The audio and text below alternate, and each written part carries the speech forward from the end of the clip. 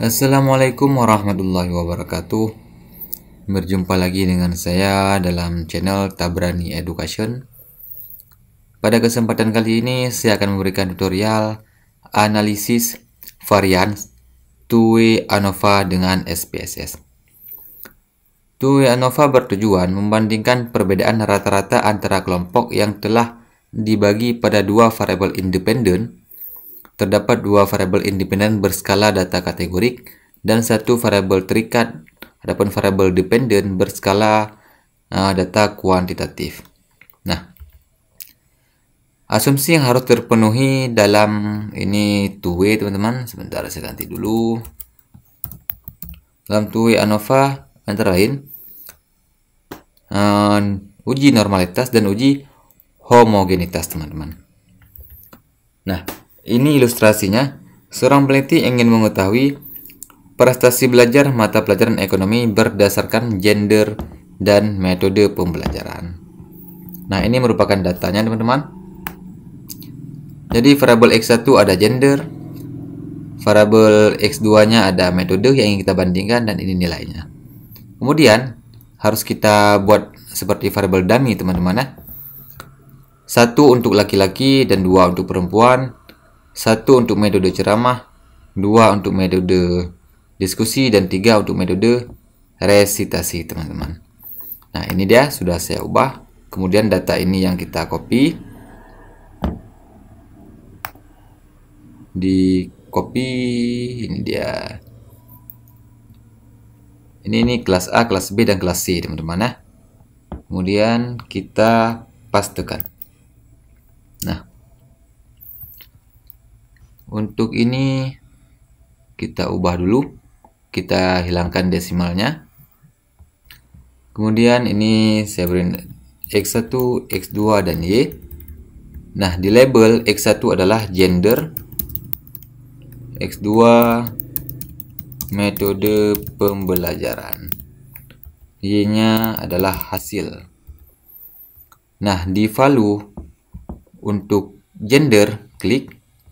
Kemudian satu untuk di labelnya laki-laki sesuai dengan ini, teman-teman.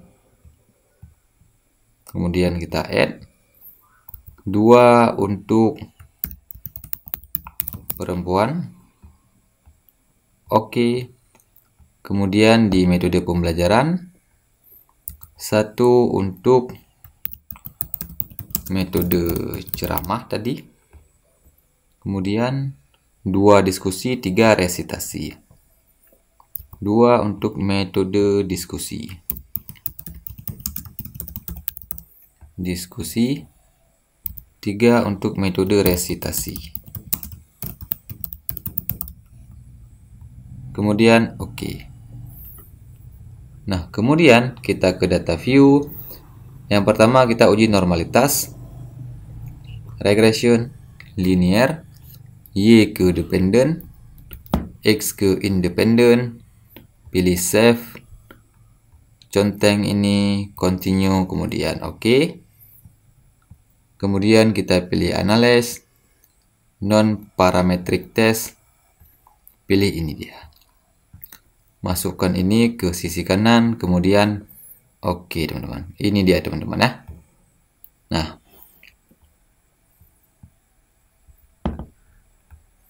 Nah, ini dia, teman-teman. Nilai signifikan Kolmogorov-Smirnov 0,860 lebih besar dari 0,05, maka dapat disimpulkan data berdistribusi normal, teman-teman. Nah, artinya data kita sudah normal. Baru kita lakukan uji homogenitas dan two-way ANOVA. Analysis.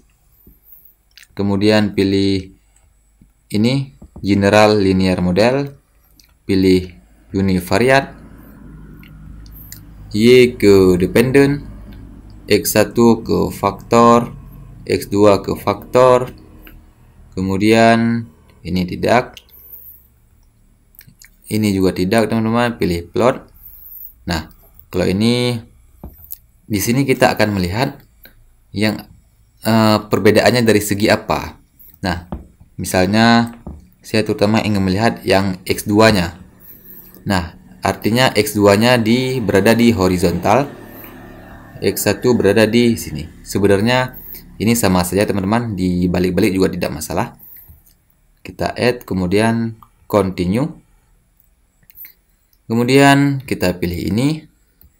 Kemudian kita pindahkan keduanya ke sisi kanan. Kita conteng yang ini dia. Continue. Kemudian ini sebenarnya kalau kita mau melihat boleh juga. Ataupun kita tidak melihatnya juga tidak masalah ya teman-teman. Misalnya kita cancel saja. Ataupun bisa juga, oh ini kita harus cek homogenitas. Misalnya kita mau deskriptifnya, kemudian continue, kemudian oke. Nah, ini dia teman-teman ya. Nah, di atas di sini. Nah, yang pertama kita akan melihat uji homogenitas. Ini dia. Ini dia teman-teman ya. Nah, ini dia. Nilai signifikannya 0,093 lebih besar 0,05, yang berarti terdapat kesamaan varian antar kelompok atau berarti homogen. Nah, sudah terpenuhi asumsi klasik. Selanjutnya kita lihat tabel deskriptif statistik. Ini dia teman-teman ya.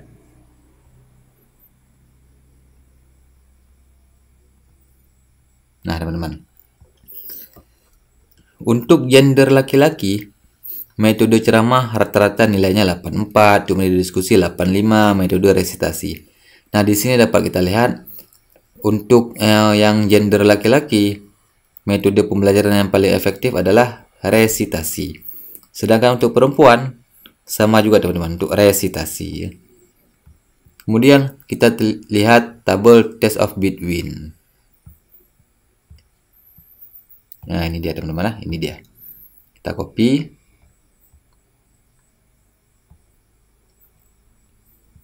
Nah, ini dia teman-teman.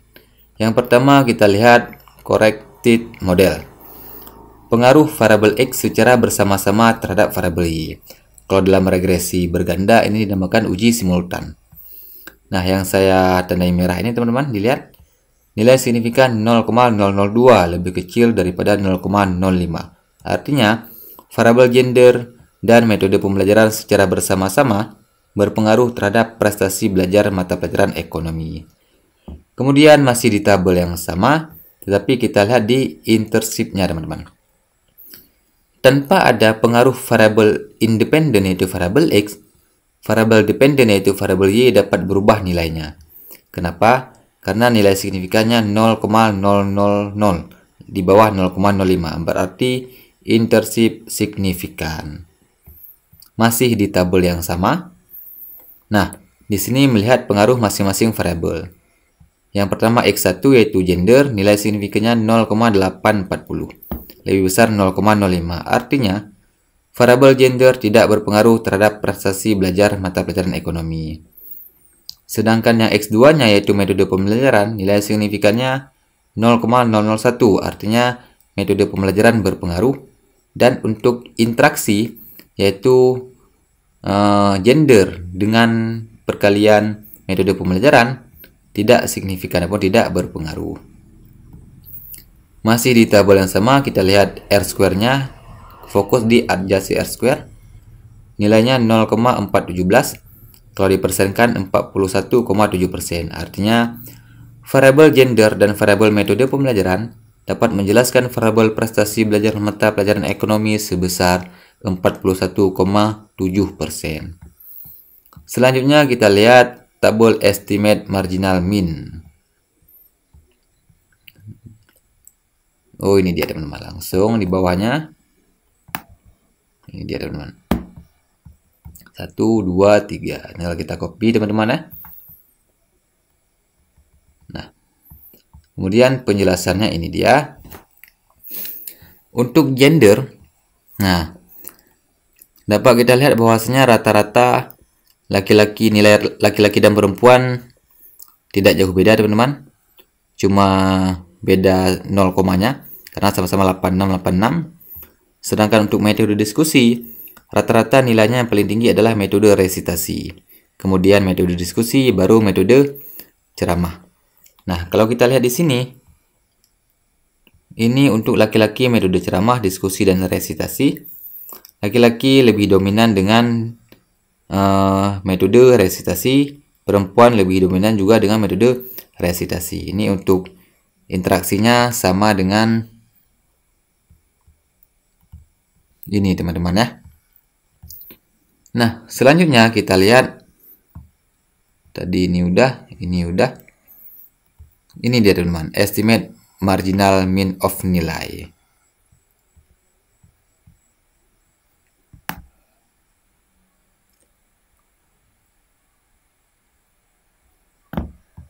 Oh, ini dia teman-teman, multiply compression.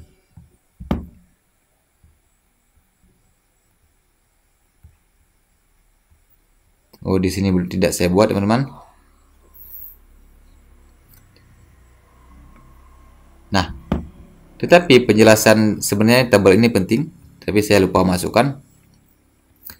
Nah, di sini penjelasannya ini sebenarnya tidak kita buat pun tidak apa-apa karena sudah diwakili oleh tabel deskriptifnya teman-teman.